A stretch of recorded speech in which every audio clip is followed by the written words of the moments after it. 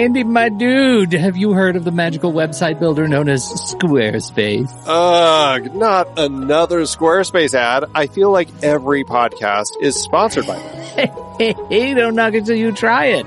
Yes, okay, it is overhyped, but actually it lives up to the hype. Squarespace is like a website fairy godmother. With a click of a button, your site transforms into a beautiful masterpiece. A website fairy godmother? That sounds interesting. What makes it so magical? Well, for starters, those slick templates make anyone look like a professional web designer. Pick one, customize the colors and fonts to match your brand, and voila. Plus, the drag and drop fluid engine is so easy, your grandma could build a site on Squarespace. Well, she did knit me a lovely scarf last Christmas. Maybe website design is next. Exactly. And when you're ready to sell your Nana's handmade scarves online, Squarespace has built-in e-commerce. Add a store with one click. Get flexible payment options. Then watch those sales roll in. And when she wants to teach others her steezy scarf skills, Squarespace's new courses feature is just the ticket. Nana can set up her curriculum and enrollments and payments in a snap and become the next e-knitting influencer. Oh, wow, you really sold me with the grandma angle. Sign me up for that free trial. Just go to thenextreel.com/Squarespace and transform your site into a beautiful Squarespace masterpiece. Well, thanks, Pete. Even though it's overhyped, Squarespace actually sounds perfect for Nana's site's needs. Appreciate the warning on the ads, though. I'll brace myself next time I listen to a podcast. Anytime. Let me know if you need any help getting that site up and running.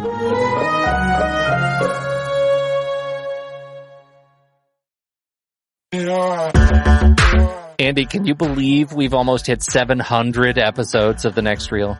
I know, it's crazy. And with all the other episodes in our family of podcasts, we are well over 1,200 episodes of movie conversation. It's really pretty amazing that we've gotten to have these in-depth movie chats every week for over a decade now. And we couldn't have done it without our loyal community of film fans. Their support over the years has meant so much. For sure. That reminds me, we should give the merch store a shout out. Buying shirts from thenextreel.com/merch is a great way listeners can continue to support the show. Plus, they get to sport our great designs. Absolutely. I think sometimes folks forget we have a variety of shirts, mugs, phone cases, and more available. In fact, a great place to start is with a shirt sporting the Next Reel's logo. We also have that classic Fast Times Spicoli Surf School tee, or the weirdly popular Rusty's European Tour shirt. The one from National Lampoon's European Vacation. Why is that so popular? Search me, but we have sold a ridiculous number of those. I guess there are a lot of Rustys taking trips to Europe? We're always adding new designs based on movies we've covered, like our brand new design for a streetcar named Desire, featuring a streetcar named Desire. So if you want to rep your love of TNR and films, head to thenextreel.com/merch. Every purchase helps us continue to have these weekly in-depth conversations. So visit thenextreel.com/merch today. And as always, thanks for listening and being a part of the Next Reel community. We've got lots more great movie chats coming your way. I'm Pete Wright. And I'm Andy Nelson. Welcome to The Next Reel. When the movie ends, our conversation begins. In just a matter of seconds, you're going to hear a classic episode of this show from back in the day when we called ourselves Movies We Like. It took us a while to settle into the show's format, so you'll notice some differences as you listen to these episodes. For instance, it takes us a bit of time to actually get into the conversation about the movie. Things like that. But we're still proud of the conversations about the movies themselves, and we think they're worth keeping in the library. So enjoy these episodes from our back catalog. And you can become part of our Discord community, learn more about the show, and find out how you can become a supporting member at thenextreel.com.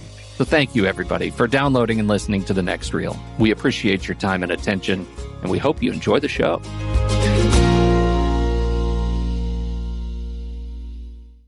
But I could be a hat guy.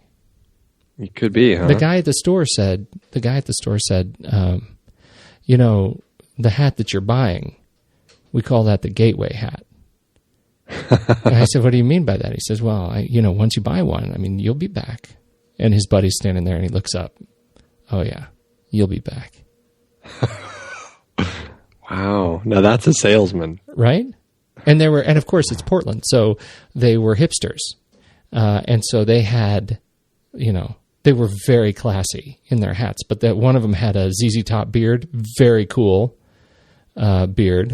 Is that very cool? hip? It was very hip. It Okay. was very Portland chic, is what that was. Oh, but he took good care of me, man. They took great care of me at this hat store. I felt pretty good about it. I just picture him like, putting the hat on your head, looking at, like, having you in front of a mirror and looking at you over your shoulder with his hands on your shoulder saying, "Oh yeah, you'll be back." That's not how it happened. They don't actually touch you. But he did, there was a lot of judging. Like, I could just feel there was a lot of head judging. Uh-huh. And, it's things like this is what they say. I don't like the width of the brim there. Got a little bit of flare on the brim on that one. Like, Wow. my head was just not, and it was never that the hat wasn't right for my head. It really was that my head was not right for the hat. Wow, okay. When you take your hats so seriously. I may be next time you see me, I may be in some sort of a fedora. Maybe. Maybe. Oh, stop. No, that's fantastic. Now you're just jealous. It's fantastic. I'm going to get you a hat. I'm thrilled. My gateway? Yeah. You got me my Your gateway hat. Did you do anything this week? You catch up on anything? You just sleep? All I've done is sleep. I just woke up, as a matter of fact. I say we just get into it. What do you say? Let's do it. All Let's right. just, you know what? Let's kick it. Yeah, let's just do it. Kicking it. Let's tell the people where we're from. Where are we from?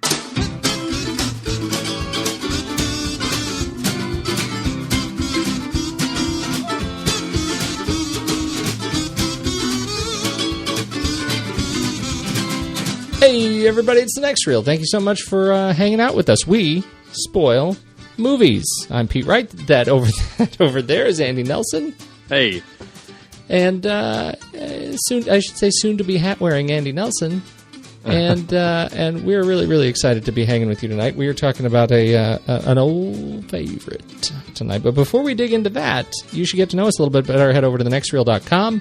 And you can learn all about it and hear all of our past shows. You can subscribe to the show for free in iTunes or your podcatcher of choice. If you do go over to iTunes, if you are one of the iTunes folks, we sure would appreciate your kind 5-star reviews. Helps other people discover the show when they search for things like, "Hey, I want to learn about movies" in the iTunes store. They search for, "Hey, I want to learn about movies." Hopefully, we'll show up. But it has to have. It's a team sport. And then they can hear us talk about hats. That's right.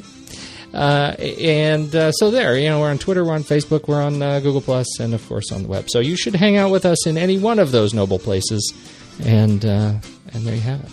And now, Andy, it's time for the Instagram hashtag Pony Prize, hashtag Standy versus the People, hashtag This Could Be Your Lucky Day, hashtag $1,000,000.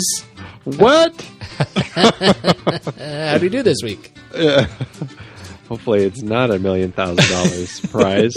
Wait a minute. I thought it was just a pony. That's next year's prize. Look at that. Right. We're upping the odds. I love it. That's a lie. There's never any money. It'll be pretend money. Monopoly money, right? I don't even have that much Monopoly money. That's a lot of Monopoly money. It really is. We need to illegally be printing Monopoly money. Which really is just sad. It's counterfeit Monopoly money. That's as sad as it gets. It really is. Well, it was a good week. I think, Stephen Smart picked some pretty solid images from the movie, which is Frank, a fairly recent film. And it took, I think it was 5 images before Cameron L. Ryan came through and was able to figure out that it was Frank indeed. So, I think the Kraken was out there and in full force. And this was, it was an indie film, but Michael Fassbender is in it, so it's. Have you seen it? I guess. It's bananas. I haven't. It's one of those that's on my list. I definitely want to because it just looks so strange. Oh, it's fantastic. It's bananas, but it's we did it as I swear we did it as a trailer, right? I think it was. I think I brought this one up. It was wonderful, and I love those images. They look great. Yeah, they do look great, and it was a fun week to see all the variety of guesses. I mean, there was a lot of guesses all over the place. So, very fun to see what people are coming up with. And congratulations, Cameron L. Ryan. She is yet again entered to win the Pony Prize. Dominate. Let's do trailers.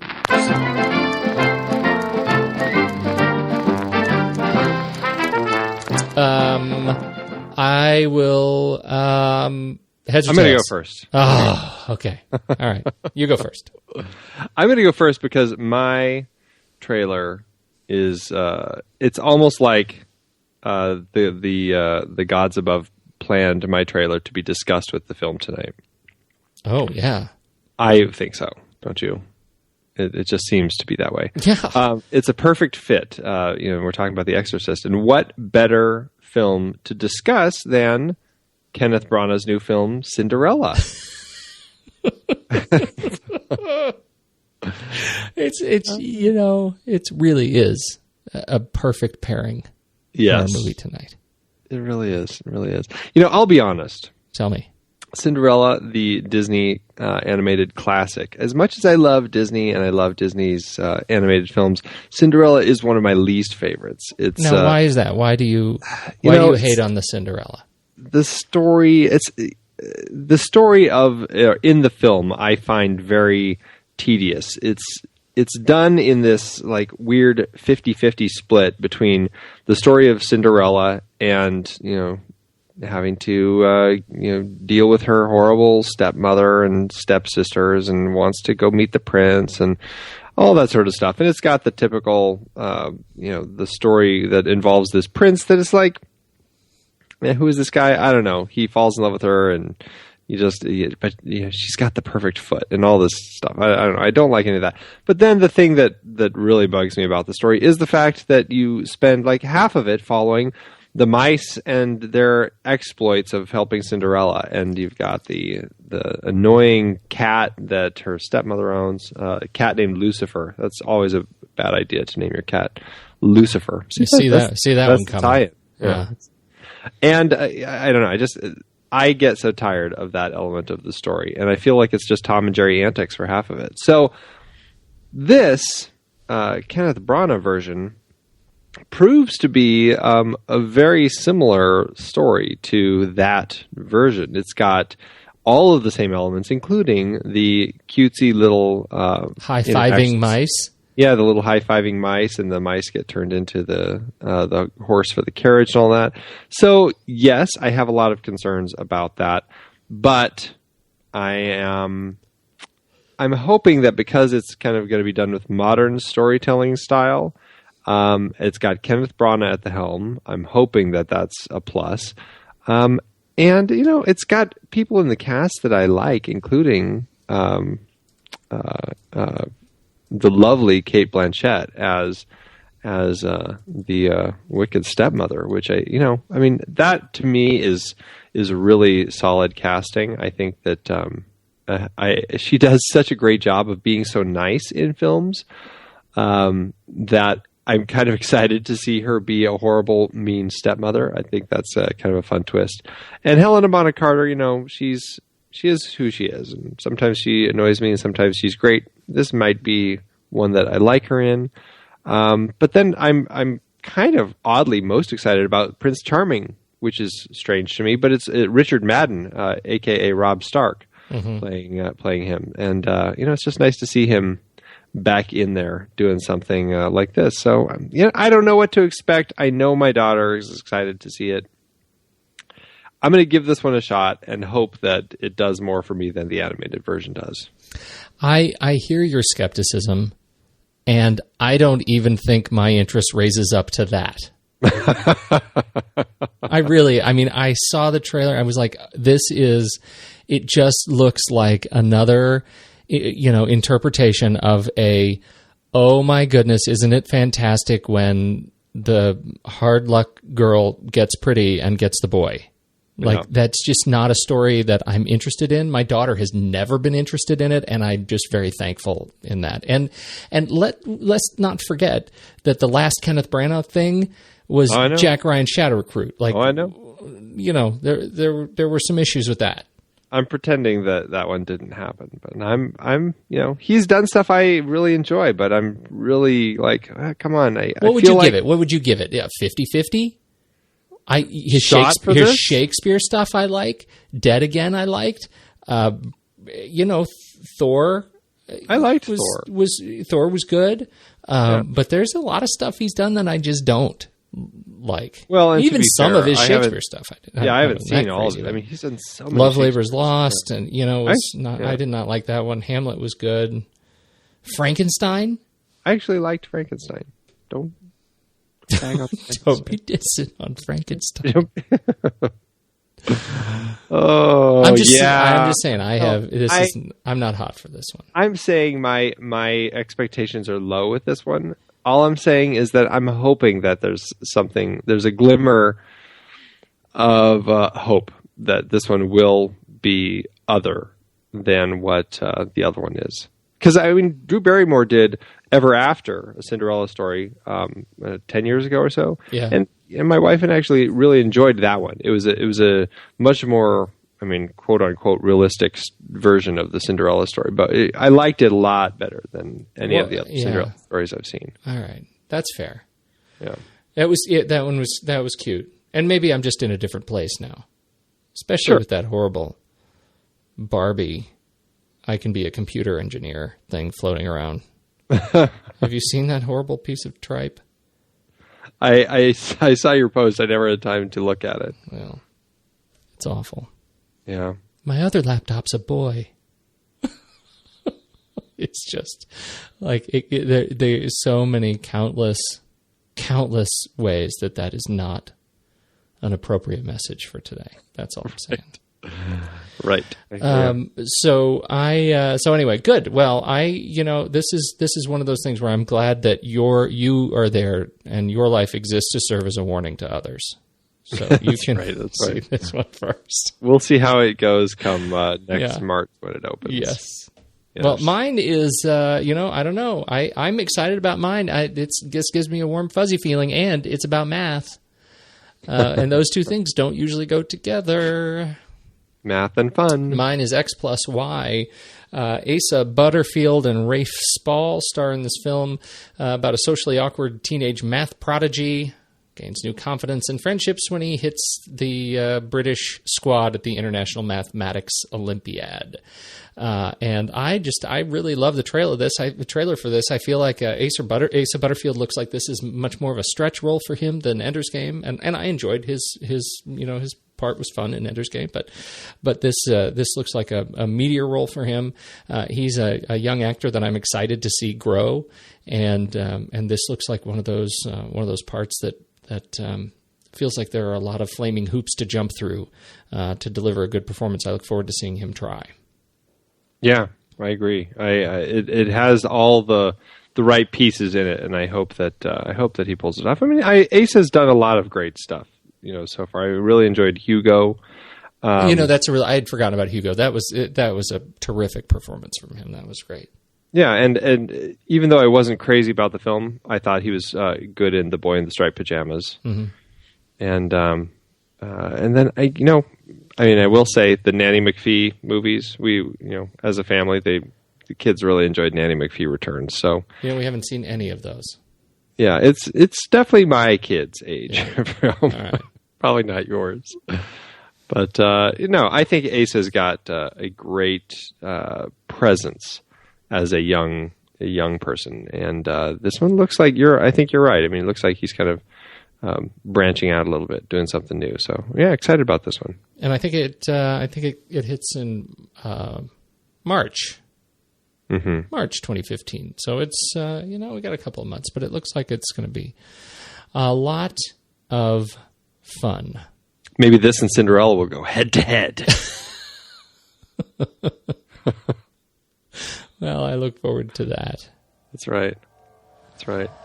All right, Andy. Why you do this? Why you do this to me, Petey? Why you do this to me? You're gonna die up there.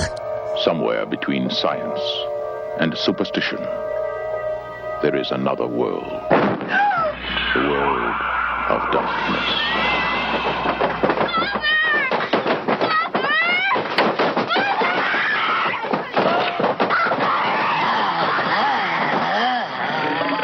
Nobody expected it. All right, let's see what the... Nobody believed it. And nothing could stop it. There are no experts. You probably know as much about possession as most priests. Look, your daughter doesn't say she's a demon. She says she's the devil himself. I'm telling you that thing upstairs isn't my daughter. Now, I want you to tell me that you know for a fact that there's nothing wrong with my daughter except in her mind. You tell me you know for a fact that an exorcism wouldn't do any good. You tell me that! The one hope. The only hope. The Exorcist. The Exorcist, Andy. 1973. Directed by William Friedkin. Written by William Peter Blatty. Based on his own novel. Stars Ellen Burstyn, Max von Sydow, but really, why do we care about either of them? This movie is about Linda Blair, and holy smokes, the original really sets the tone for many horror films to come. When was the last time you've seen this movie before this week? Do you watch? Is this a shelf movie for you? Do you watch this often? It's been a shelf movie off and on, but it hasn't been recently. It's probably been 3 or 4 years. It's been well longer for me because, as you know, I don't tend to watch the horror all that often. But this one is different. I found myself really into it this time around. I really enjoyed my experience with this film, and I think it was. Well, we can talk about get into it, but I think generally it was because of the way the film it really exists at this nexus between a complicated family life, work life, and this event that is horrific, but it is not put together in my view as just another serialized horror bit. You know, there's so much more meat to the relationships and the depth of the relationship that are the religious protagonists in this film end up dealing with their own belief systems, and I find that really compelling. Not to mention, of course, the performances by Linda Blair and Ellen Burstyn. It's amazing. By everyone, really. Truly. The film really, for me, taps into, I mentioned it last week, the whole feel of kind of just the turn that cinema had taken in the 70s, where it had this very realistic kind of tone through it. And Friedkin, that was one reason that when the studio was talking to Blatty about the director in the process of negotiating the deal for the contract to buy the rights to the book. He said he really wanted Friedkin, and there was a lot of back and forth as far as who was going to direct it. And they put together a list of directors they agreed on. The studio did not want Friedkin; they wanted a bunch of other people like Stanley Kubrick and just a bunch of other names. I believe they were pushing for Mark Rydell, and he really wanted Friedkin, and all the other names passed. They were going to offer it to Mark Rydell, and he kind of put his foot down and said that they couldn't have it, basically, unless it was Friedkin. And so the studio reluctantly went to Friedkin, which, I mean, coming off the French Connection, I don't know what their hesitation would have been, because I thought French Connection, we love that movie. We loved that movie. He was at the top of his game. Yeah, absolutely. And it really has a great sense of that reality in that film. And I think he was able to take Blatty's story and keep that sense of grounding in this story as well. And that's something, I mean, Friedkin's even said when he first got the script, when Blatty first adapted it, he was really trying to pull a lot of cinematic tricks because he was compressing time and all that, and put a lot of stuff into it that was turning it into something that it shouldn't have been. It was taking it and turning it into something that felt a lot more silly. And so Friedkin really worked with him to bring the tone back from all of that kind of the antics and everything, and focus on just the essence of the story. And I think this is whichever version you watch, the original version or the version that you've never seen that came out in 2000, either one I think is just a 5-star horror experience for me. What is you want to walk through the differences between the films, and what is substantively different about the 2000 re-release? The 2000 re-release, I mean, there's some little things here and there, like it opens, it actually has a couple shots in Georgetown, a shot of the house, a shot of the statue of Mary that gets desecrated later on, before it cuts to Iraq. It has some small changes like that, but there's a lot more of Reagan's medical tests when she's going through that, and then the big change, the three big changes that I would say. One that everybody talks about is the spider walk, and it's I think it's right after they find out that Burke is dead, and she comes downstairs. She crawls down the stairs like a spider, and it freaks everybody out, and it's a very terrifying moment. And my understanding is that Friedkin cut it at the time because he felt like the effect didn't look right, like you could see the wires and stuff. And it doesn't look right. It looks weird because she's upside down and backwards too, and that's really kind of horrifying. And yeah, it's a contortionist that they hired to actually do that. So I guess you can see her. You can see her hands kind of not making contact with the stairs in one of the tracking shots. Yeah, and so I can see why that happened. Yeah, so it's just one of those things, and they cleaned up the wires obviously for the 2000, but it still looks a little funky. But I don't know, it's still creepy. It's still one of those things that you just don't want to look at because it is kind of terrifying. The other two, let's see, the other one is.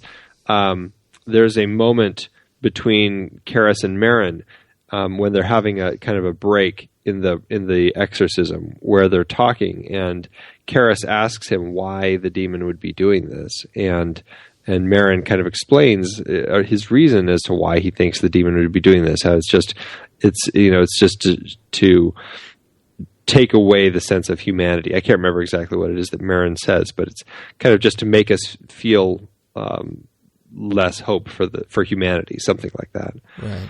Which I think is a very key conversation. I think it works fine without that, but I do like having that in there because it's like a moment where we get to acknowledge this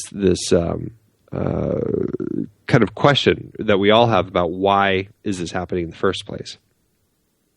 And then the ending, I think, is the last bit, and you've got a moment where Chris, Ellen Burstyn's character, gives Father Dyer this pendant that had belonged to Father Karras, and then in the original, then they drive away. In the 2000 version, he then gives it back to her, and so it's an interesting little. I'm not quite sure why they cut that because I actually like him giving it back to her, like keep this talisman sort of moment. And then the scene continues in the 2000 version where Kinderman, the police detective who's investigating this whole case, ends up having this conversation with Dyer outside of the house about movies, and kind of it's like this Casablanca ending, and that's an interesting ending, a bit of contention between Blatty and Friedkin, because Friedkin felt that he ended it where it should have ended, and he added this back in because I think people just kind of wanted to have that in there. But if you hear Blatty talk about it, he felt that the original ending from 73 made people feel like the devil won. And I don't understand that, but apparently some people thought that the demon, when it took over Father Karras, is the one who threw Karras out the window, killing him. And I have never seen it that way, and that's not how that's according to the story. That's not how it goes, but that's what people kind of thought and felt that the devil won, and they felt that it was a very downer ending. And so Blatty liked having this other ending between these two guys, just to kind of give it a sense of uplifting feeling again, that the devil didn't necessarily win. Yeah, that feels a little bit weird to me. I mean, I never saw that even in the first, and I haven't seen the original in a long time. The re-release is all I have. But I also have never interpreted it that way. Like this was a sacrificial ending. It was very clear to me that Karras gained brief dominance and sacrificed himself for the good.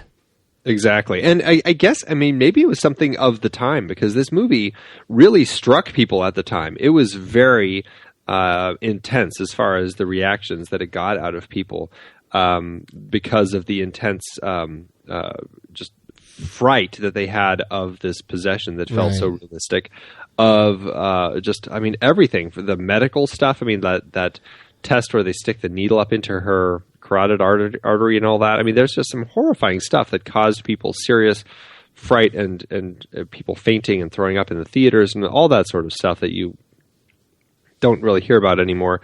Just super horrific. And even the head of Warner Brothers, when Blatty was talking to him, he thought that the demon threw the guy out the window. And I think maybe at the time, because people were so invested in this intense film and that they hadn't seen this sort of thing before, maybe they just kind of missed it because it was so new for the time and it was just too intense for them to catch that. I don't know. But for me, it's always been perfectly clear. Yeah, it has to me too. I think it's an interesting point when you think about what makes this film scary, and I want to pivot a little bit because I feel like you introduced it. To talk just a bit about Owen Roizman and the cinematography of this film, particularly because I think the style is it's really clean and very simple. Right? It's very practical, and it is that practicality, that simplicity is really showcased in, I think, one of the most terrifying sequences in the film, which is the angiography in the hospital. It is, and I don't remember. This is the sequence in the re-release. I gather is longer. But they have a bona fide radiographer, right? Is that what they're called, radiographer? I don't know. Anyway, angiographer. It's a part of the field of radiography. Yeah. Anyway, so it's a thing, and they have Linda Blair on the table, and you're right. They stick the needle inside of her, and it is so clean and so sterile and shot so practically with no music. The only sound you get is the sound of that sort of hollow room. It's all natural light in the shot with hospital light. And when they stick the needle in and the blood comes shooting out, it shoots out 6 feet from her neck, right? And that sequence is, for me, the most difficult sequence to watch. It's the sequence that causes me to get a little lightheaded. Like it's really horrifying. And that's I'm not the only person I know who feels that way about this movie. Everything else you can kind of move through, but that's the part that feels like it touches home the most. It is a real, little girl sitting on this thing, and her mother is on the other side of the observation glass, not even in the room with her, watching this go through her, watching the medical system inflict horror upon her to attempt to discover what's wrong with her. And we already know that what's wrong with her cannot be satisfied by a medical intervention at this point. And I think that is such a strong point right in the middle of the film that it's horrible. Well, it's all about beliefs, right? Mm-hmm. And it's this story about this mother who has to kind of just she doesn't have any experience in handling this. So she has to find faith in various people that she can, quote unquote, count on to fix her little girl. And as a person who's not necessarily one of faith, she initially puts her faith in all these doctors. And it just gets more and more horrifying as it goes on. And it's very frightening, the stuff that they do to this little girl in the hopes of finding this, whether it's a brain lesion or whatever it is. And I think you're absolutely right. The way that Roisman and Friedkin chose to shoot these scenes, it's so sterile and unrelenting in the way that it's set up, and we don't get to cut away when that needle goes into the neck and all that sort of stuff. It's really brutal, even though it's all obviously Hollywood tricks to make it look that way, but it just doesn't feel like there's any tricks going on. It feels like we're watching this horrible test done on this little girl, and it's just frightening. It is. It's really frightening. And I think that style that, he sets that style, and it carries through the other major set pieces, certainly in her room, which is a major set piece for the film. That what they capture in the room is it's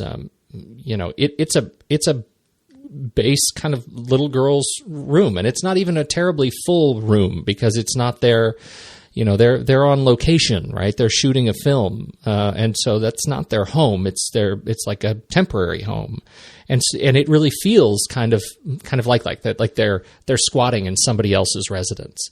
But once you get in that room and things start flying around, it feels like we're in it. To me, it feels really constrained and really natural. Well, and there's a great balance of the look and even the sound of this film that Friedkin was really pushing forward with Roisman, and then also his team of sound engineers. But the idea of what he wanted was to find this balance, almost like this constant yin yang of really bright scenes and then really dark scenes, and really loud scenes and really soft scenes.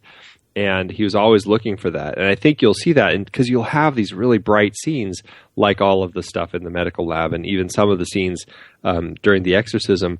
But then you also balance that with these just really dark scenes, like this beautiful scene where Karras is sitting in a bar talking to another of the priests, like the head of the university, I think, about how he's losing his faith. And it's this, this amazing Gordon Willis Godfather, dark chiaroscuro sort of lighting. Mm-hmm. And you've just got these faces kind of coming out of the shadows. And it's beautiful, and it's haunting, and it's frightening.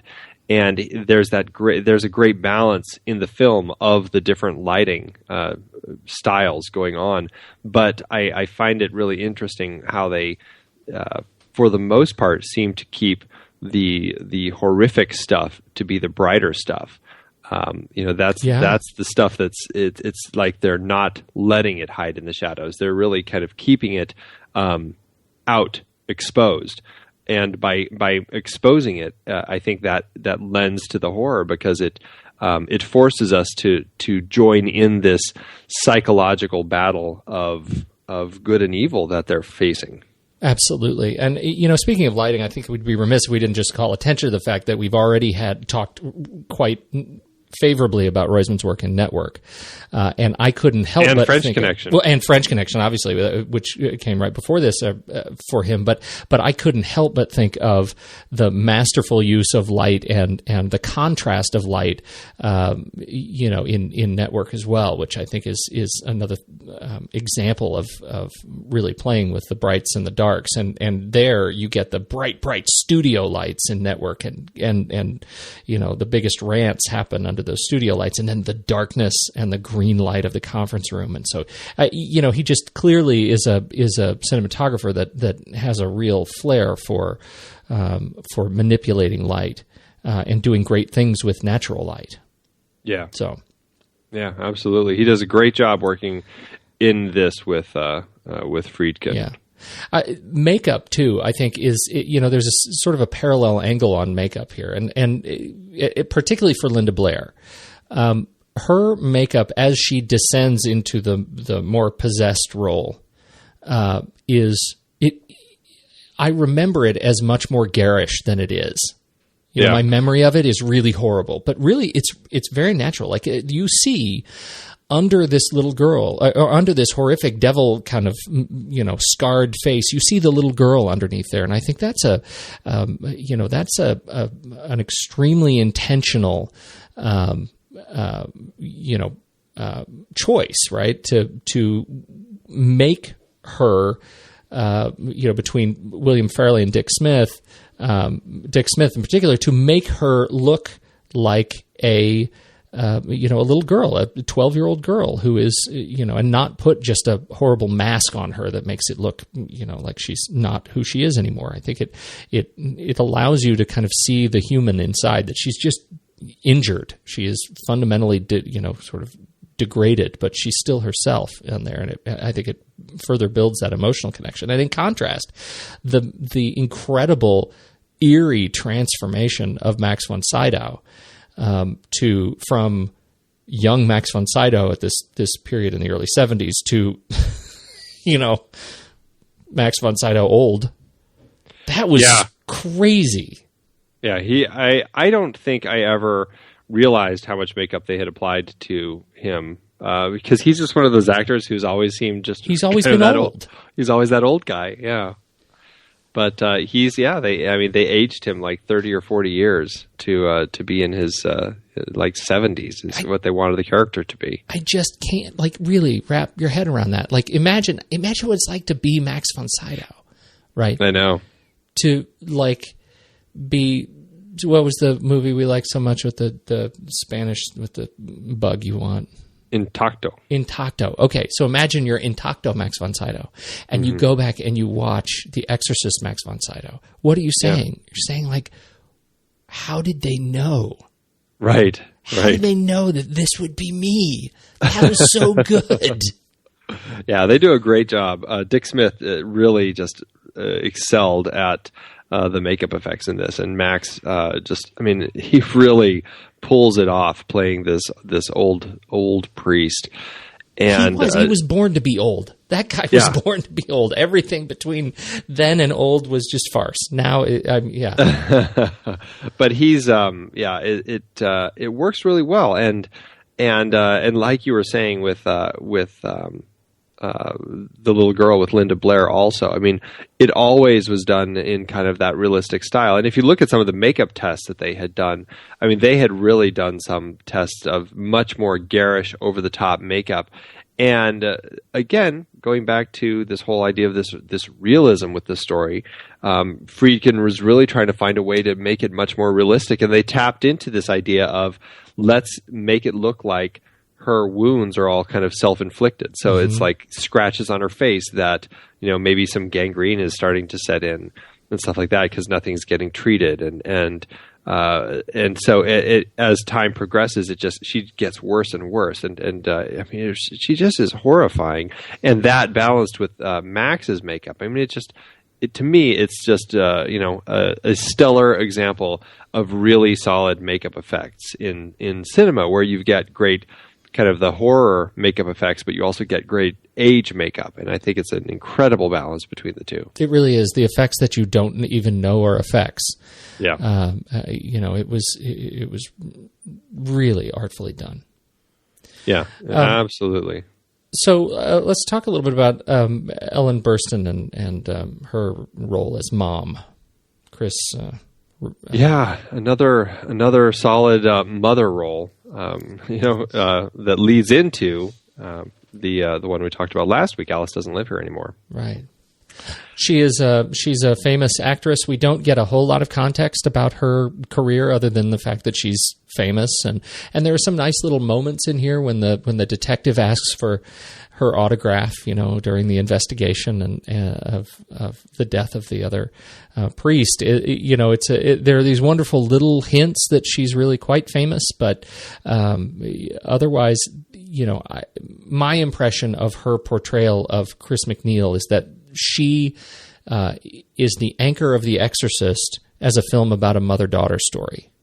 Yeah. Right. This is a story about a relationship between a mother and daughter and another protective mother trying to sort of that mama bear trying to protect her daughter and lead her back into the light. And that provides the substance that makes this film more interesting than just a run-of-the-mill horror movie. Yeah, it really is the soul of the film. You get this just very hard story about this mother dealing with this situation that she just doesn't understand. And I can't imagine the pain for any parent in a situation where your kid is having an issue and you can't do anything about it. It's like the most helpless feeling you can have as a parent, because your role is to always kind of be there and fix things for your kid. And yes, you have to. There's limits that you can do, but hopefully medical science can take care of most of the other problems that could arise. Clearly, she's not in that situation. As things just clearly are, as we all know, watching the film, not in the world of medical science for her. And when she finally has to come to Father Karras in the last part of the film and ask about the exorcism, the pain that you see in her as a person is just heartbreaking. She's completely broken and really has nowhere else to turn to. And just that conversation that she has with Karras as they're walking in across the Georgetown University campus, it's a very heartbreaking scene, and but it also has that almost kind of like that desperate plea that she's got of she's at this point going to do anything to try to find a way to get her girl back. Right. It was I agree with you. I think that conversation was particularly strong, and it was when you can see her lose, like she keeps a tenuous grip on control of her emotions during that conversation until he says, she needs to see a psychiatrist. He says, I've seen all the psychiatrists. And they told me to come to you. Now you're telling me to go back to them. And she just sort of loses it. And, I loved that moment where, you can see her finding faith just because she's running out of hope. Yeah. Right. She has to put faith in this stuff she doesn't understand and has never given thought to. And she plays that really, really well. Yeah. Yeah. It's just a broken mom. And it just all of the moments, like there's a moment later when she comes back in as Karras has kind of been kicked out of the room because the demon was getting to him. And Marin could tell that he was kind of breaking, and so he asked Father Karras to step out. And you've got that great moment where she comes into the room and sees him there and is asking him some questions about how it's going and if her daughter's going to make it and everything. And it's just it's simple. She's always trying to be the good hostess. Can I get you a drink? All that sort of stuff. But it's all that kind of desperation of this mother who just doesn't know what to do anymore and is just trying to get by just doing these things so she doesn't lose her mind. And I particularly love that moment because her question actually is the instigation for Father Karras when she says, is she going to die? And you've got that great shot of Father Karras as he kind of looks back up to the room, and it's just like, no. And then you see him climb the stairs and go back up into the room to take on the demon one last time. Once you see the end of the film, I feel like you hindsight sets in, and to me that no is I have a plan. Is that how you hear it? Yeah. I don't see it as I have a plan, but it's that sense for me where it's like I've found my faith again. I feel like I can confront this demon now and not let it break me and do whatever it takes. Yeah, right. Which he does. It's the most the biggest step that anyone performing an exorcism could take, which is taking the demon into himself and then killing himself. He roles played by Jason Miller, who's fantastic obviously a fantastic actor and a Pulitzer Prize winning dramatist. He's a playwright and as well, and really quite talented. More primarily as a playwright, really, yeah.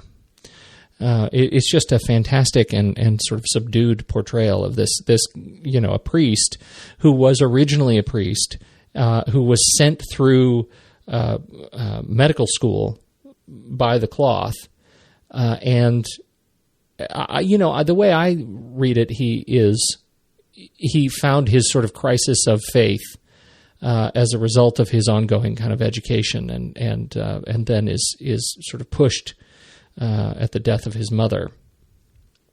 And so it's a really interesting kind of parallel story for the first half of the film, where we kind of learn about Father Karras, and see his relationships sort of unfold and unravel, and get to see his pain in a whole different way than the pain we're experiencing with the McNeil family. What's your take on Jason? It's a really, I mean, I think an integral part of the story is having this balance between, Chris McNeil trying to figure out what's wrong with her daughter, and you're always kind of coming back to this priest and his crisis of faith, and just trying to figure out, what to do within his own path that he's taken. And it's really interesting because you're not quite sure, as the film progresses, who the titular exorcist is going to be, right? Mm-hmm. Is it going to be, because we were introduced first to Father Marin, who finds this, all these interesting puzzle pieces about the demon Pazuzu in this dig in Iraq at the beginning of the film. But then we come back to, we don't see him for so long. He's talked about later as the exorcist coming in.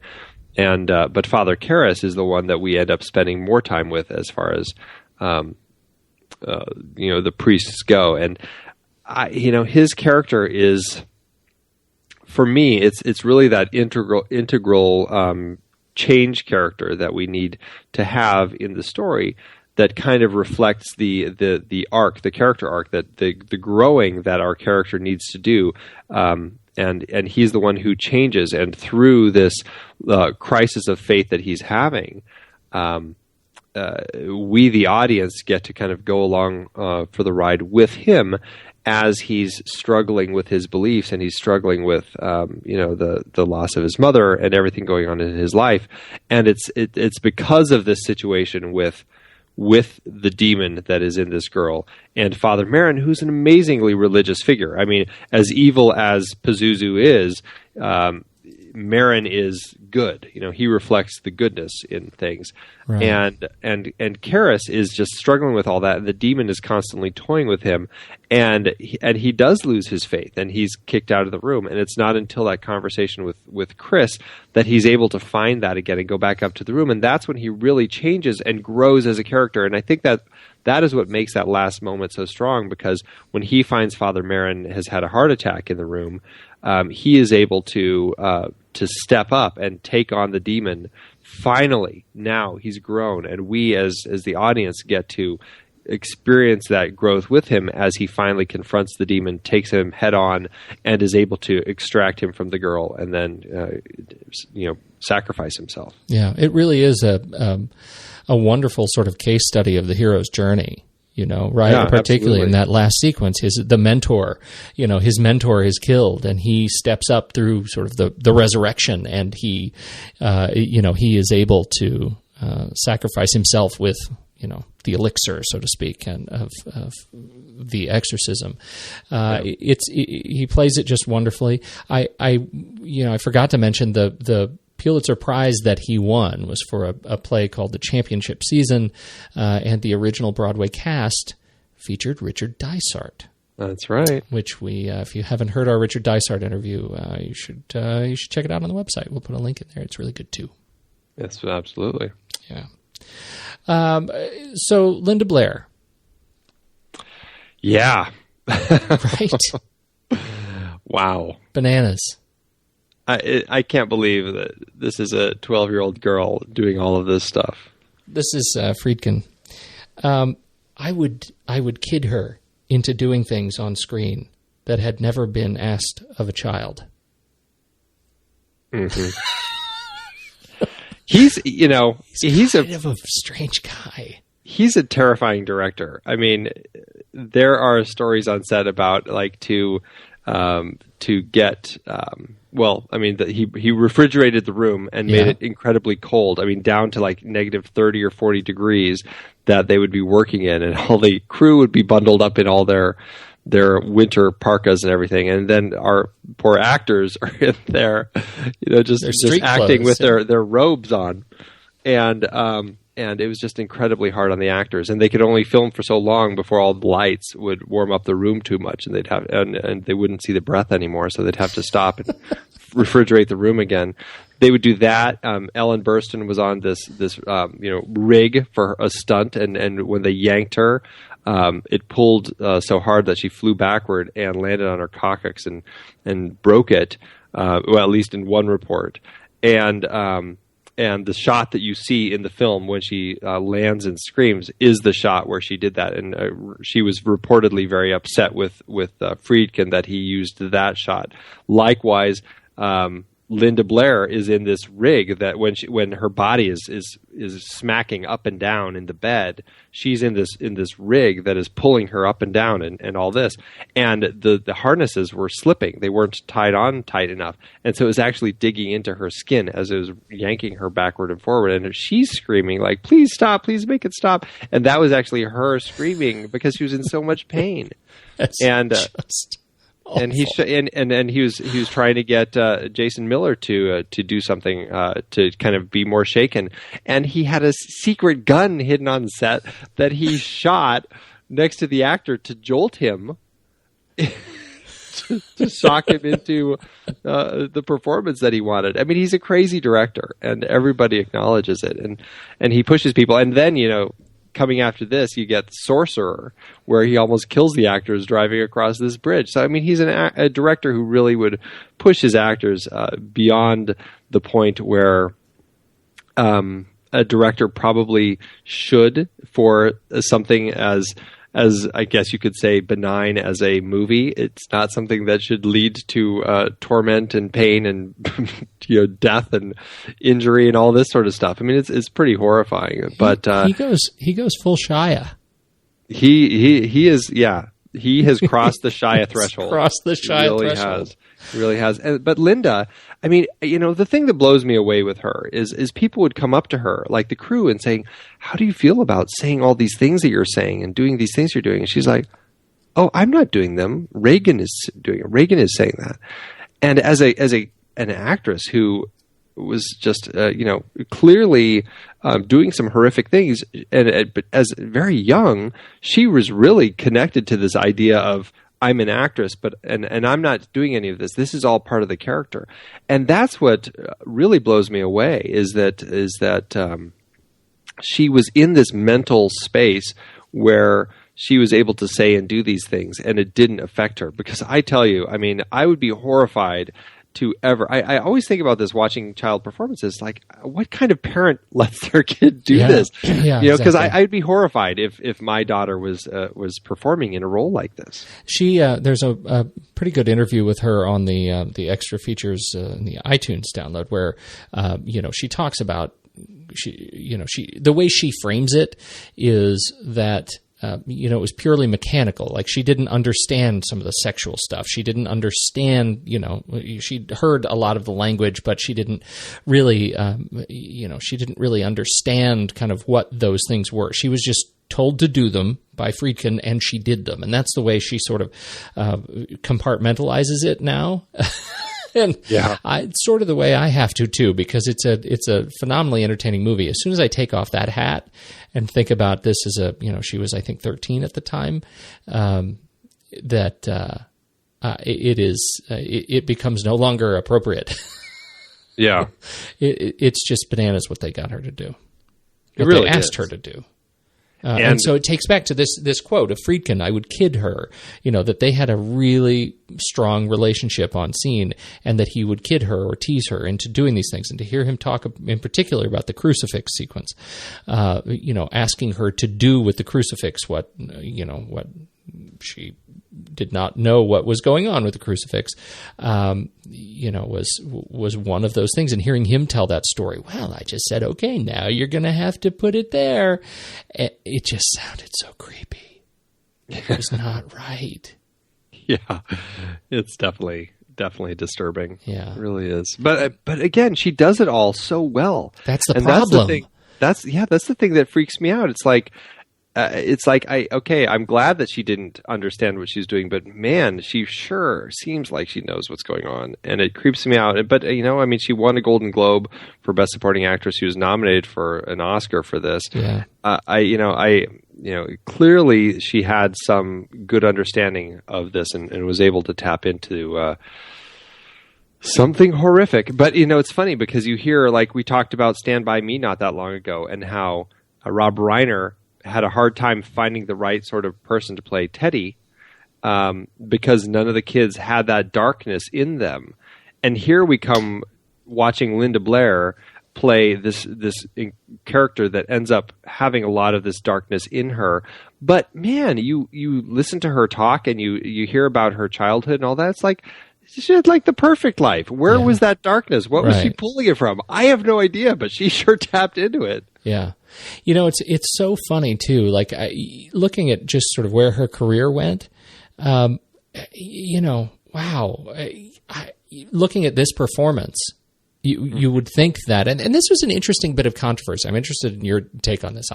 This didn't seem like such a big deal to me, right? But she did the film and was on track to, there was talk that she was on track to to win an Oscar for this film. Mm-hmm.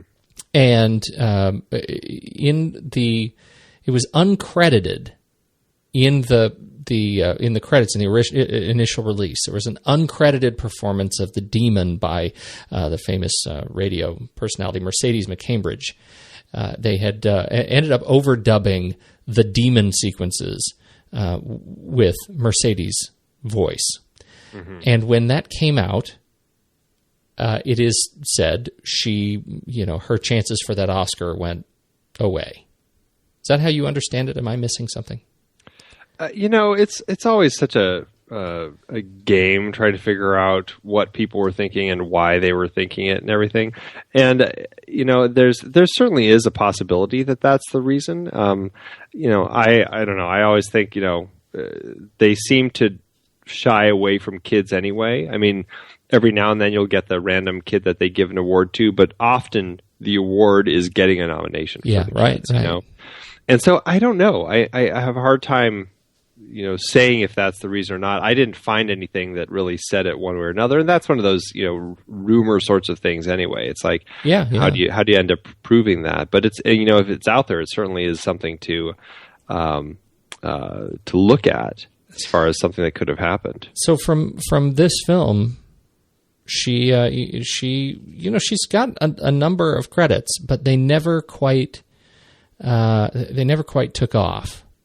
Yeah, her career trajectory, I think this is one of those things where it can really get tainted by a great young performance. Yeah. Well, you compare her to Jodie Foster, mm-hmm. right? You have this extremely strong set of performances as a young actress, and then what? There's this inciting event, and suddenly things change. And I think Linda Blair's case, it may have been the cocaine when she was 18, but from there she went one way, and Jodie Foster went the other. Yeah. It's a direct parallel for me watching these two young actresses, both incredibly talented on screen, incredibly talented. And I look at Linda Blair and I'm just really sad because her performances just did not. Yeah. She was never able to kind of jumpstart her career again. And, she did end up having to do a whole bunch of, low end horror flicks where she kind of ended up. Calendar Girl, Cop or Killer? The Bambi Bembenek story? Yeah. Is that kind of what you're talking about? Well, I was talking about even earlier, like in the 80s, like Hell Night, Chained Heat, Night Patrol, Savage Streets, Terror in the Aisles. She ended up at just a string of really... She did do Red Heat. She did do Red Heat. Yeah. There is that. A women in prison film. Yeah. That's a whole category, apparently. And, of course, then there's all the Exorcist spoofs that she ended up kind of being a part of. Like Repossessed was one. That was the Leslie Nielsen spoof of The Exorcist that Linda Blair was in. And it just the whole idea of her being this girl that she gets possessed again, and it's just like that. And even in what was it? There was another bit that she popped up in. It was kind of just a little spoof of it. I can't remember if it was Scream or something like that. But she was uncredited in Scream. She was one of the reporters. Oh, that's right. Yeah. In any case, sad story, but incredible performance. One for the ages in The Exorcist. Truly. Yeah. Truly. Going back to Mercedes McCambridge real quick. Mm-hmm. That's another really interesting story. The way that ties directly into Friedkin and his madness. He found they did initially try to do audio with Linda, jiggering of Linda, and modulate her voice to try finding something that was really horrific and scary, but he never could find something. It just sounded kind of silly, and so. And this, of course, was after weeks of working on it. And so he was trying to find, he said, some voice that didn't sound like a man's voice, because he didn't want it to just sound like a man. He thought that would sound weird coming out of her. And he didn't want a woman's voice. He wanted a voice that was almost a blend of man-woman. And McCambridge has kind of this raspy voice that works really well. And so that's what made him think of her. And they brought her on board to do the voice for the demon. And, but that wasn't good enough for Friedkin. He strapped her to a chair. He made her, she had quit smoking. He made her start smoking again. And she was smoking like 3 packs a day while they were doing the voice recordings to get that scratchiness of her voice. He had her drinking shots of whiskey constantly, just, straight whiskey to kind of help with that voice.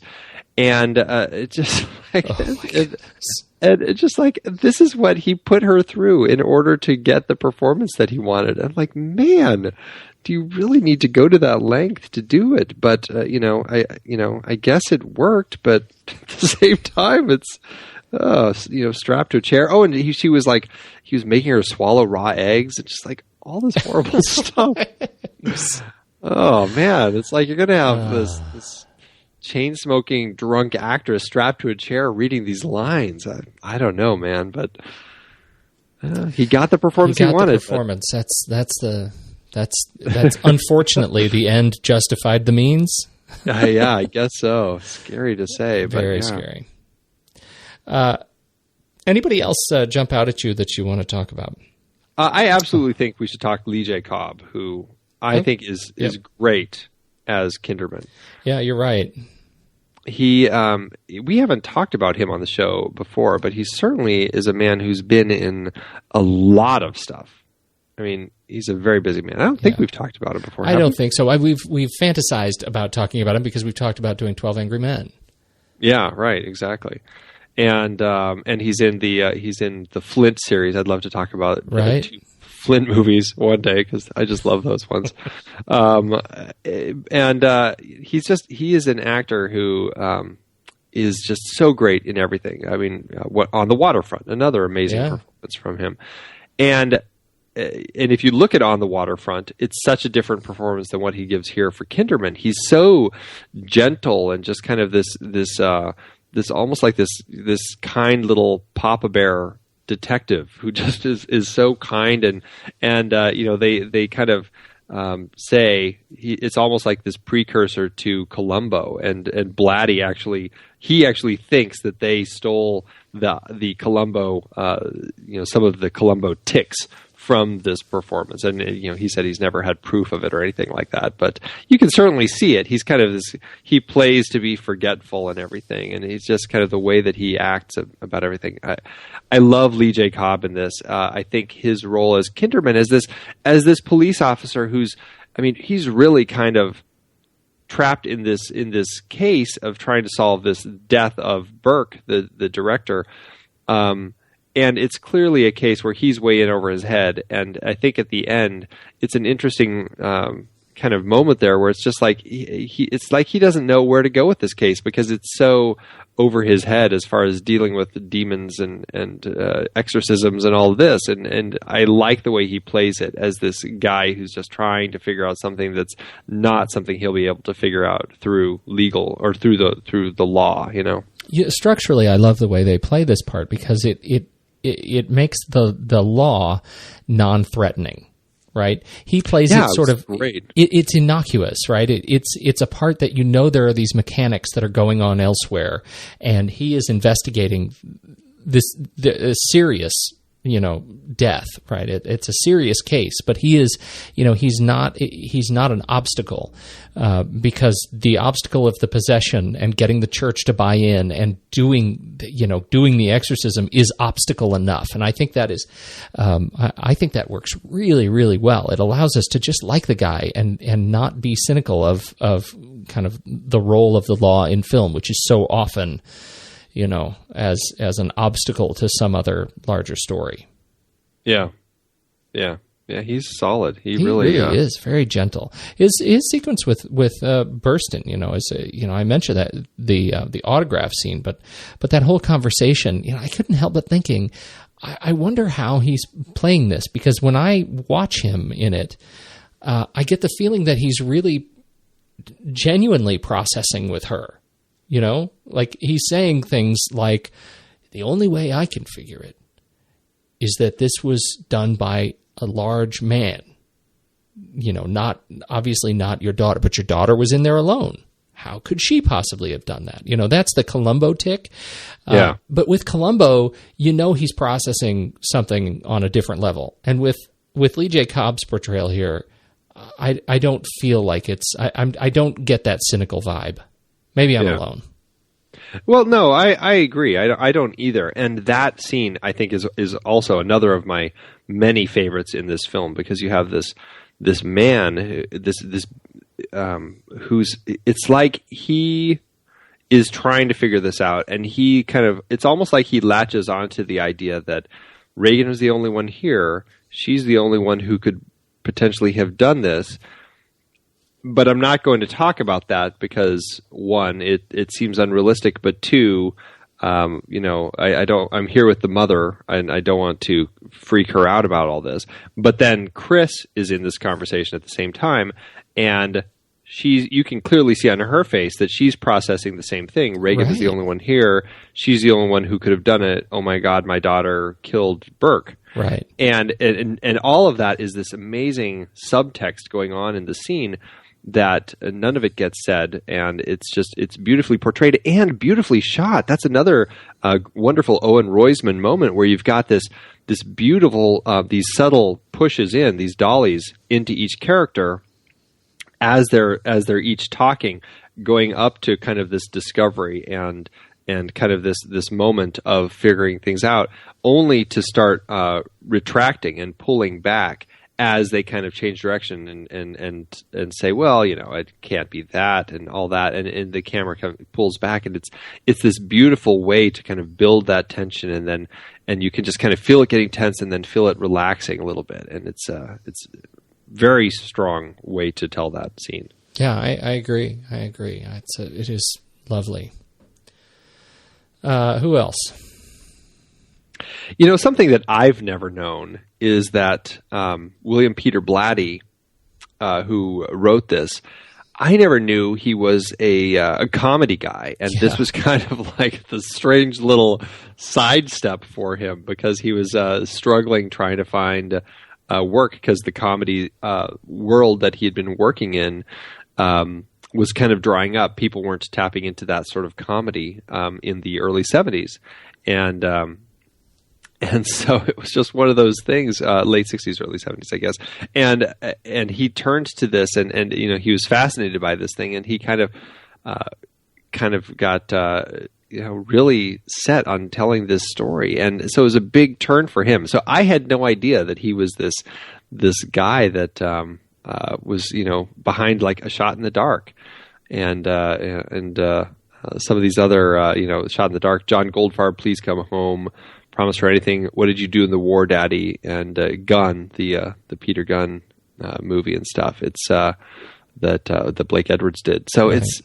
It's really funny to me that he ended up being the guy who tapped into his dark side to tell this story. Well, it's a funny case. There's watching this, his I guess an old teacher of his, and it was who was also a priest. He had written to this priest to get some information on the 1994 or 1949 exorcism of Roland Doe, which is essentially the story of The Exorcist. And so when you think about this, like you think about, here's this comic writer looking for something to kind of sink his teeth into, and he finds this case that is documented, and that there is a witness who can talk.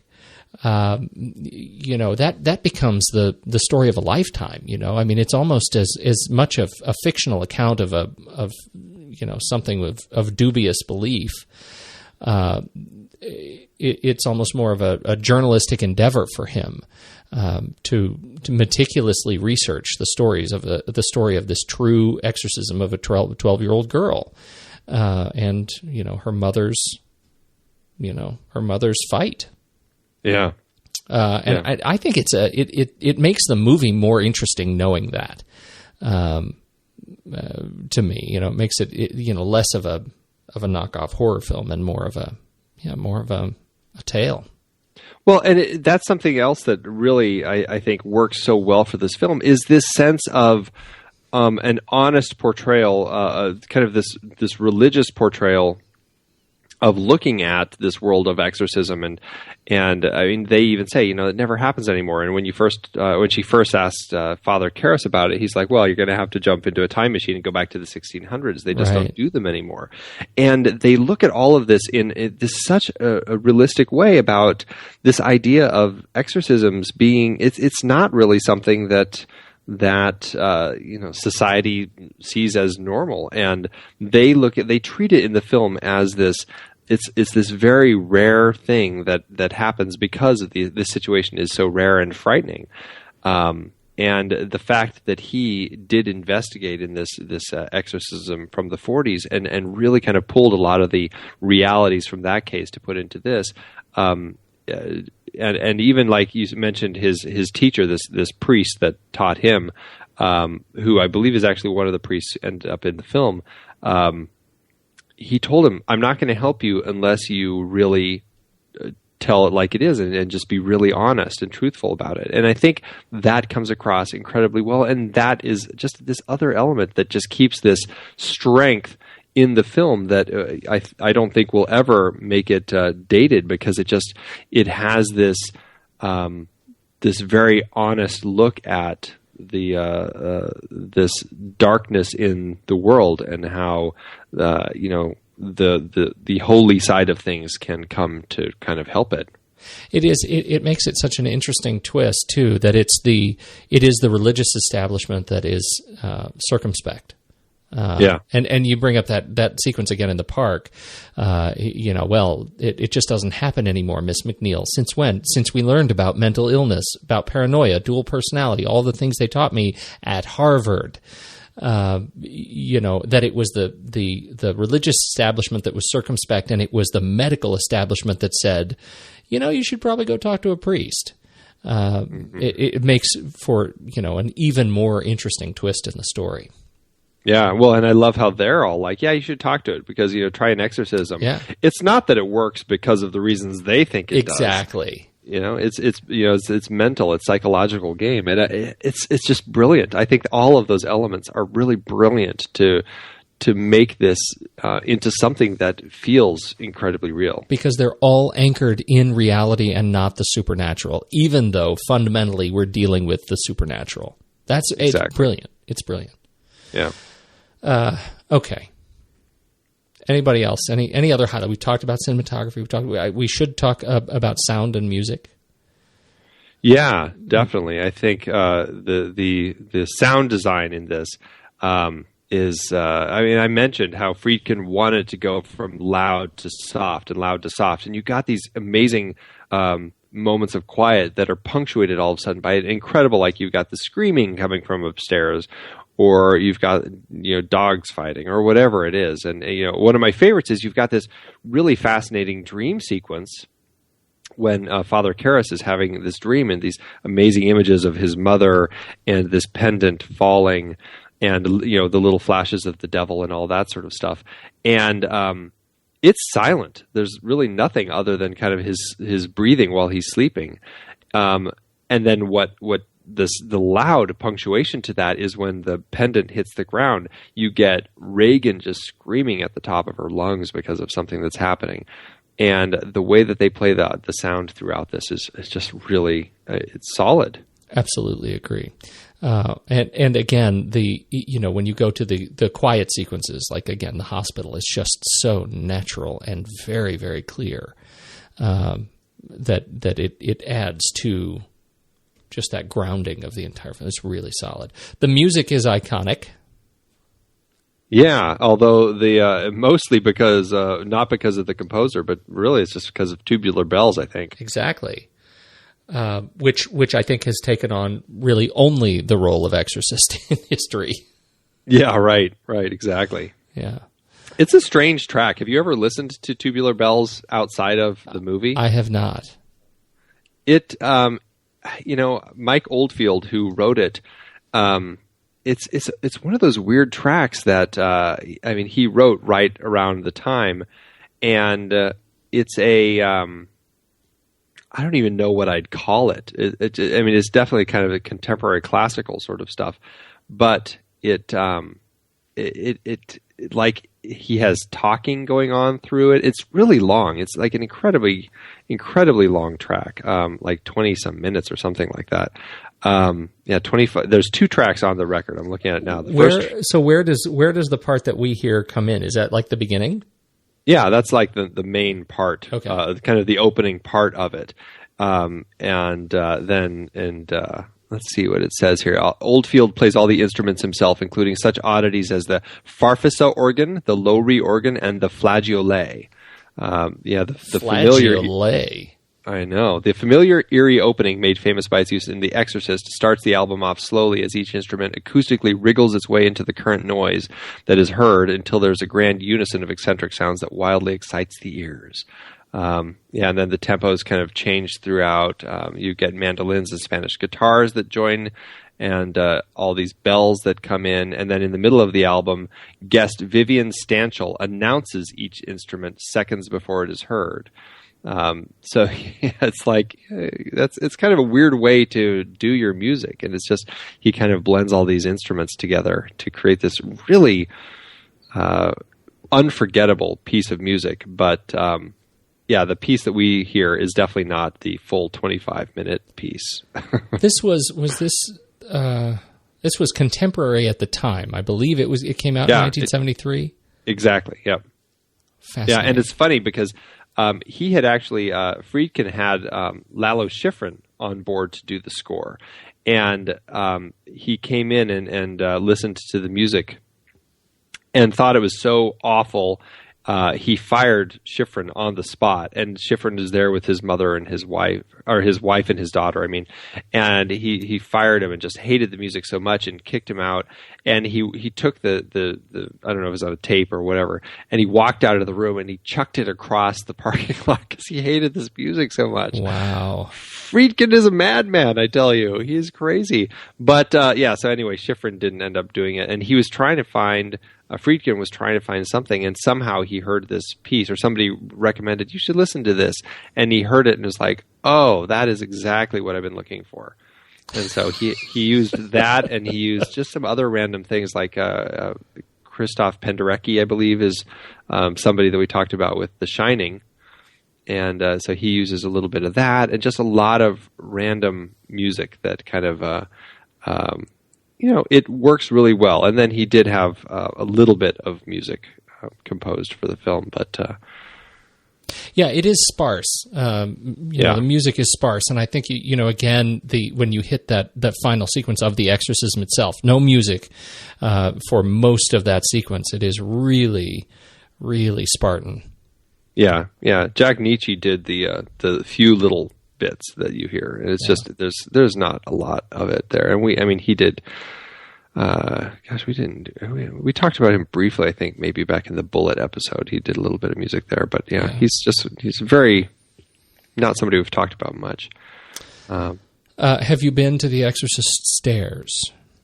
I have never been to the Exorcist stairs, but it's on my list of places I'd love to go visit in period. Yeah. Georgetown, Yeah. Famous stairs. Never been there myself either.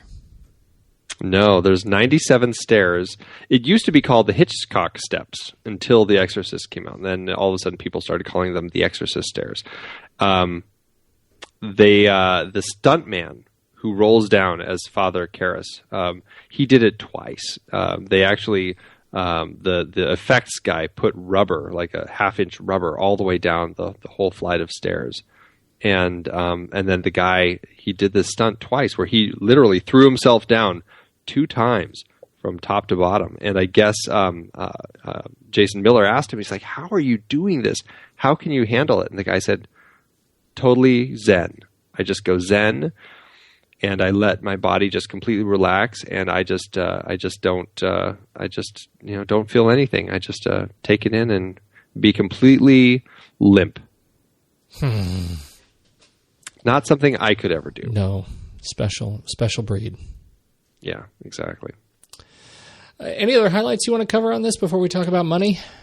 2 last things that I want to just mention. Well, one, Oscars. It was nominated for 10 Oscars, and this was the first horror film nominated for Best Picture, which I think is pretty interesting. It didn't win Best Picture. That went to The Sting, another amazing film from the year that we talked about. Ellen Burstyn was nominated for Best Actress. Jason Miller, Best Supporting Actor. Linda Blair, Best Supporting Actress. William Friedkin, Best Director. Owen Roizman, Best Cinematographer.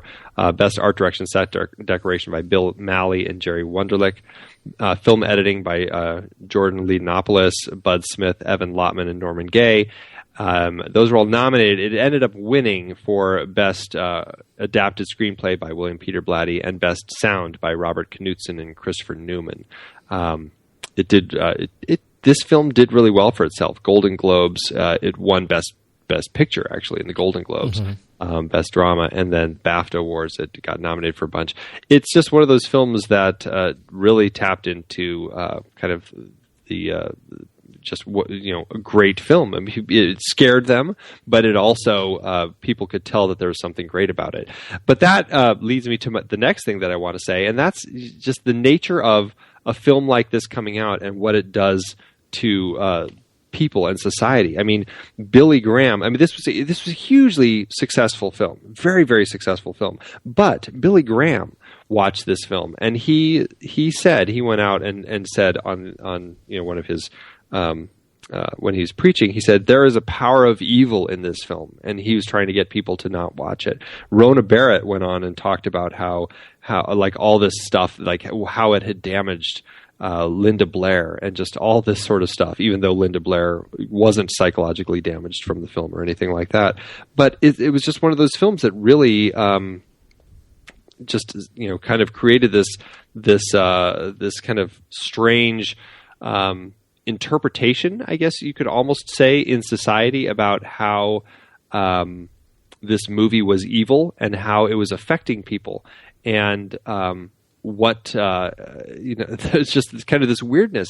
And I mean, I would say it even went beyond when it came out. I mean, even when I was in junior high and high school, I remember a friend who told me about this movie, and he's just like, "Oh, but don't watch it, because if you watch it, if you see the devil in the movie, you're going to die." I would hear things like that. I'm like, "Oh, well, I'm not going to watch that movie then." And it's one of those things because they've got those little subliminals. Yeah, the little subliminal one frame flash of the devil face that happens 3 or 4 times throughout the film. That's really terrifying. It really is. But that's the sort of thing that happened because of this film, where people really were looking at it like, oh, this film is evil. I mean, 9 people died in the making of this film, not necessarily because of the making of this film, but like things like Max von Sydow's brother died, and there's the guy who was rigging all the AC units died. But it was just a very high number for people, involved in the making of a film to end up dying over the course of the film. There was a set fire where over a weekend a set caught on fire. So yeah, it's just one of those things where people look at it like, this is a possessed film. Don't watch it. It's too evil. Well, it is evil, and you probably are going to hell. Probably. That's what I get for having seen that devil in there. Because you saw the devil all 3 or 4 times. Very effective dramatic device, subliminals. Absolutely. Mm-hmm. All right, let's talk about money. Yeah, this film did really well. Really, really, really well. Really well. It came out Boxing Day, 1973. The budget on it, what I found, is $12 million budget. I couldn't find anything as far as prints and advertising. But this film went on to gross domestically about $205 million, and internationally almost $200 million. When you adjust all of that and you look at where it is with total grosses, it is not the highest on our list by total grosses. That would still be Jaws. But when you look at adjusted profit per finished minute, this is now our number 1 film at almost $17 million per finished minute, 16.8. Yeah, and I really tried to not include numbers from the 2000 re-release because that that money wouldn't have counted. Yeah, it wouldn't have counted. So this is for what I could pinpoint, this looks to be just the money from its release in the 70s. That's incredible. $16.8 million per finished minute for a horror film. Yeah, that is for the age exceedingly graphic for an R-rated film. Yeah, that's amazing. It's interesting that our top 2 films are both horror films: The Exorcist and Jaws. Isn't that funny? Yeah. Have you seen the other? Are you a fan of the other? Exorcism films? I have not seen any of them. I think, and I don't mean just The Exorcist, but since then, we've had some recent exorcism films. Have you seen any of them? I haven't. I've kind of missed all of those. I mean, I missed all the Exorcist sequels and prequels. I did start watching one of the prequels, not the Rennie Harlan version, but the original Paul Schrader one. Mm-hmm. I never finished it because I didn't think it was very good. And I never went back to watch the Rennie Harlan edited version of it, edited and directed version. And then I missed all, you know what? I take it back. I did see, was it The Exorcism of Emily Rose? Exorcism of Emily Rose, yeah. Possession of Gail Bowers. Exorcismus. That's one. Hell Baby. The Last Exorcism and The Last Exorcism Part 2. Requiem. The Rite. The Rite was 2011. Stigmata. That sort of counts. That doesn't count. Yeah, sort of. Someone out there is right now making The Mexorcist. I kid you not. That's great. I kid you not. Well, so you've got some things to catch up on. We'll have to ask Tommy. I'll bet he's seen all of these. Seen them and loves them all. Oh, yeah. I say we rank it. Yeah, let's do it. All right. Head over to Flickchart, everybody. Flickchart.com/thenextreel, and you can see if your favorite movies line up with our favorite movies. And let's see if The Exorcist cracks the top 30. All right. I was going to say, let's see if it cracks the top 10, because I think it's that good. You think it's we'll good? We'll go for 30. We'll go for 30. All right. Only one movie can throw it off. Just one movie. Yeah, that's right. I know. Go for it. The Exorcist or Oh Brother, Where Art Thou? Is this the movie? It's not for me. You say The Exorcist? Absolutely. Wow. I don't This know. is just a top notch. Well, you put watch me in a tough horror spot movies. right here. I You know. do definitely. I mean, because I would say, "Oh, brother." I hate to start the very first one with a rock, but I think we're going to have to just to move us on. You're not swayable. I'm not on this. Wow. Okay. All right, Let's do rock are you ready? paper scissors. Are I you ready? guess. Yep. 1, 2, 3. Paper. Rock. Oh, son of a monkey! That was a gift. I don't know. Pazuzu. Pazuzu was present. The Exorcist or Baron Munchausen? Totally. The Exorcist. Thank you. The Exorcist or Fistful of Dollars? Totally The Exorcist. I did like for a few dollars more better than a fistful. I'll You give you did. The Exorcist. All right. The Exorcist or When Harry Met Sally? I would say The Exorcist. Yeah, absolutely. You know, you killed the chances for it to be in the number or above 30 with your oh brother. It's going to be 31, isn't it? Oh bother. Oh bother. The Exorcist or Asphalt Jungle? The Exorcist. Yeah. The Exorcist or Knowing? I'm going to say The Exorcist. So am I. The Exorcist or Carrie? The Exorcist. Still saying Exorcist. There you go. 82. Thank you very much. Oh, no. Because Oh Brother is 81. No. All right. 82 out of 162. Stop. Re-rank it. Start again. No, that is not right. I take that back. I'm going to cut that whole ranking. Because that is unacceptable. It is so much better than that. I know it is. I know. Okay. All right. You ready? Yes. The Exorcist or Oh Brother, Where Art Thou? The Exorcist. It's totally The Exorcist. Dang it. I know. It hurts. I understand. These are all great films. But The Exorcist is better. The Exorcist or 12 Monkeys? The Exorcist. Absolutely. The Exorcist or The World's End? Still on The Exorcist. Yeah, okay, The Exorcist. Wow, there is some amazing poster art for The Exorcist. I love doing this. Flickchart is the Flickchart. best. You get to see all these crazy posters that people make, and soon our listeners can go to Pinterest to check them out. Right? That's right. The Exorcist or Brazil? Oh, man. You go first. Well, it's Brazil.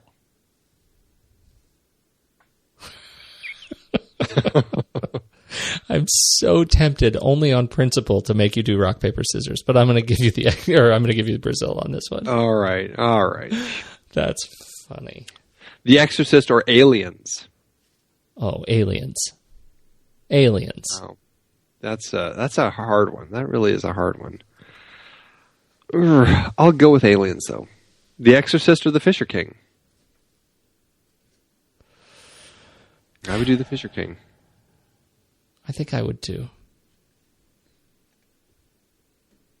Oh, Friedkin or Friedkin, The Exorcist or The French Connection? French Connection.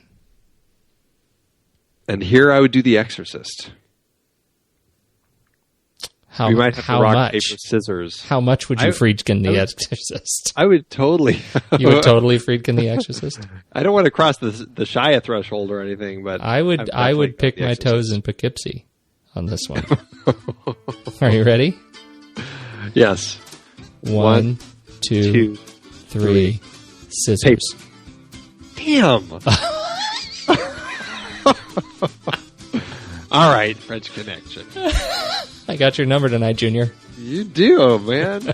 All right, The Exorcist or Fight Club? Fight Club.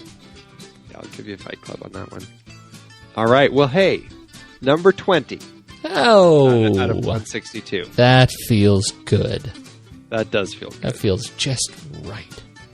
Yeah, just a brilliant film. I mean, this is truly, I mean, it's on a lot of lists as like the scariest film of all time. I mean, it's a pretty terrifying film. I totally agree. Mm-hmm. It's really fun. All right. Well, this was a good one. long. Yeah. We've been talking a long time. We need to wrap it up. But where do we go next week? We're going to wrap up our Ellen Burstyn series with one of the most horrifying films ever made, Requiem for a Dream. So a film that riot. Every parent should show their children to keep them from using drugs. Not that I'm advocating that. No. But still. Yes. That's funny. That's funny. I have some re-ranking to do on mine. The Exorcist is at 88 on my own list. I have done something horribly wrong. Yeah, it should be higher. It should be higher. Especially after this conversation. I really enjoyed this. So. Yeah. There you go. Yeah. All right. Excellent. I gotta go to bed. All right. I got a demon in the back room. Gotta go deal with.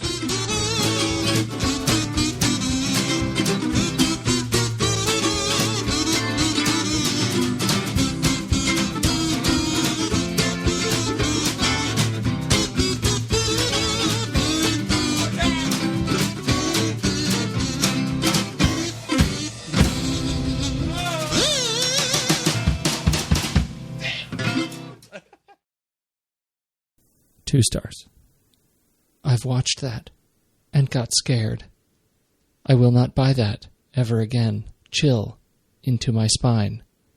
Thank you so much. Have a nice week. Oh. 2 stars, but it seems like it really achieved its goal. Right? What was the goal? Well, it's a scary movie, right? It scared this commenter. Oh, the movie achieved its goal, yes. I think the comment achieved its goal. No. I couldn't figure out what that was. I'm just saying, that's like, why would you give it a 2 stars? It should be a 5-star review is what that should be. Yeah, it worked. All well, right. Mine is a 1-star review by R. Wagner. I doubt it's Robert Wagner, though. I don't think it's Robert Wagner's review. It's Ruprecht Wagner. Ruprecht Wagner. It was awful then and it's awful now. Am I the only person on earth who thought the original Exorcist movie sucked to high heaven and then back down to hell? This movie is ridiculous. It's not scary at all and very laughable. Poorly directed, poorly acted, and poorly explained throughout. The newer Exorcist movies are much better and more interesting. Wow. Clearly a fan of The Last Exorcism. And Exorcist. And The Exorcist. Maybe he's the one who's making He's The probably making it. Yeah, The Exorcist. That's right. I didn't look to see who it was. So globalization. Amazon. Andy, it is hard to believe that we have been having in-depth weekly conversations about movies since 2011. You are telling me. Producing this show week after week requires a ton of work behind the scenes. If you'd like to help support our efforts, one easy way is by using our Originals page when shopping for books and movies that we've covered. Just visit thenextreel.com/originals. Your purchases made through our links give us a small commission at no extra cost to you and allow us to keep having these great discussions. I love The Next Reel Season 4. Do you know why? I don't. Why? Because we got to talk about my favorite movie, Terry Gilliam's Brazil. That's not even an adaptation. No, but it was such a great part of our great Terry Gilliam series, and a few others in that series were adaptations, like The Adventures of Baron Munchausen, adapted from Raspi's stories, and La Jetée, which inspired 12 Monkeys. Oh, right. And for our Man with No Name trilogy, we saw how Sergio Leone's A Fistful of Dollars was basically stolen from Kurosawa's Yojimbo. We added Labor Day to our Jason Reitman series, adapted from Joyce Maynard's novel. Oof, there's one we'll always regret. Our big Stephen King series covered adaptations like The Shining, Cujo, Christine, and Stand By Me, great horror and coming-of-age tales. Another Coen Brothers adaptation, too. We got to talk about how they turned Homer's The Odyssey into Oh, Brother, Where Art Thou? For our holiday series, we did The Bishop's Wife and The Poseidon Adventure. And who could forget seeing Alec Guinness in the adaptation of Kind Hearts and Coronets during our series dedicated to him. We really need to do more of his films. Truly. We had our first film noir series with classics like Double Indemnity, Detour, and Out of the Past. And our black and white cinematography of James Wong Howe's series with The Thin Man, Sweet Smell of Success, Seconds, and King's Row. So many adaptations. Oh, you're not kidding. Dive deeper into these originals and more at thenextreel.com/originals. Every book you buy helps support our show. Get the full list at thenextreel.com/originals and start reading today.